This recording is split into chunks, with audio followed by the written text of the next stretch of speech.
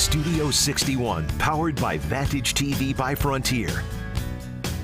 Thanks, Matt. Today is the 11th annual World Autism Awareness Day. Hundreds of thousands of landmarks, buildings, homes, and communities around the world will be lit up in blue in recognition of people living with autism.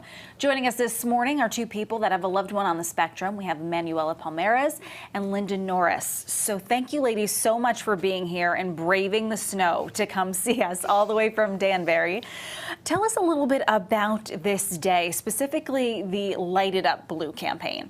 We wanted to do something, Danbury, that would recognize the families in our area that have children on the spectrum, and it all started last year when I called our mayor's office and I asked if they were doing anything, and they said, no, we didn't really know about this. And I said, well, is there any problem if I start it?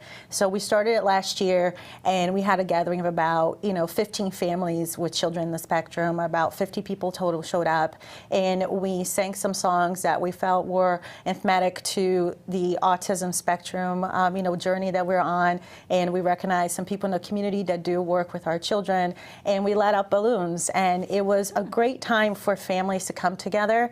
We built it as a sensory-friendly event. Okay. So we wanted to make sure that the kids in the spectrum could come and be celebrated and be a part of the celebration. So basically what that means is we ask people not to clap. We give them tools, either pom-poms or other ways that they can celebrate something that they hear that they like. We tell speakers to continue to speak if kids are vocalizing and expressing themselves, to not stop and make a thing out of it. And it was beautiful. And all the families were happy, and they felt that it was a place for them to come together. As with children in the spectrum, you're so focused on your child that you live a lot in a silo, and it's hard for you to connect with other families. And because autism is so unique to each child, you can't really sit down and trade war stories or tips because it's very specific to your child.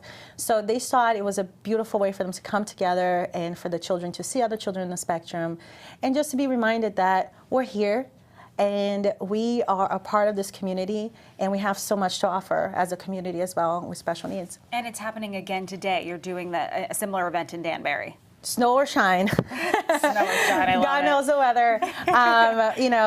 Linda and I were talking in the car. I was like, listen, we don't get to take a snow day off with our children in the spectrum. So this is happening, and we're having it today. If the weather's a little bit chilly, we've been okay by City Hall to move the event inside. I have to say, I cannot thank enough, Spin Doctor Dave Parks, the DJ, who donated all the lighting and these beautiful bubble machines. So this year we're mindful of the environment, so we're not going to be lighting out balloons. We're going to be doing bubbles, and we have this one group of kids that I found that I had no idea existed, and this is a cool thing about this event. They are children on the spectrum who are Brazilian, they speak Portuguese, and their parents created a folklore troupe with them, and they're going to be performing for the first time a song that they've learned for the community. Nice. So, we have two recording artists too, but these kids are going to be out there putting their hearts out and celebrating themselves, and that's really the empowerment piece that we want to focus on. Yeah, and Linda, I know that your family has worked, because I've worked with you, with so many of the different walks that have taken place, specifically the one in Waterbury. And this isn't just today. I mean, while we recognize today we're all wearing our blue, this is something that it has to be continued conversation. So what's important to get out to our viewers today about how they can be participating in different events, and also just, I guess paying attention might be the best way for it? Thank you. I'd like to, yes, there's two walks coming up on June 2nd in Library Park in Waterbury, on June 3rd, Rensselaer Field in Hartford, Connecticut. These are Autism Speaks walks where you're raising funds, you're raising awareness. But for me, Autism Awareness Day is also Autism Acceptance Day, Autism Meaningful Inclusion Day. It's not just one day, and it's understanding. It's being there for people, because everybody in the world needs a little bit of help or a lot of help. That's true. So we should look at it as our privilege to help whenever we can. And everyone has something to share. Everyone has something they can give to this world. So we should be excited and inclusive. And we should do that every single day. And Linda and I, we connected in the sense that my son is 5 years old, and I just started this journey. Christopher, Linda's son, he's 15.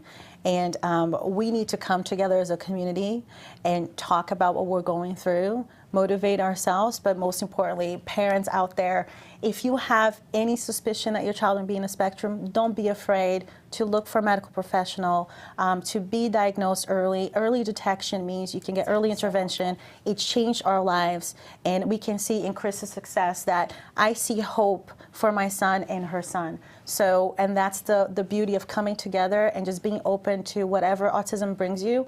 Just learn that pathway and take that ride with your child, and you're going to discover in your world. And if you do that, you're going to be okay.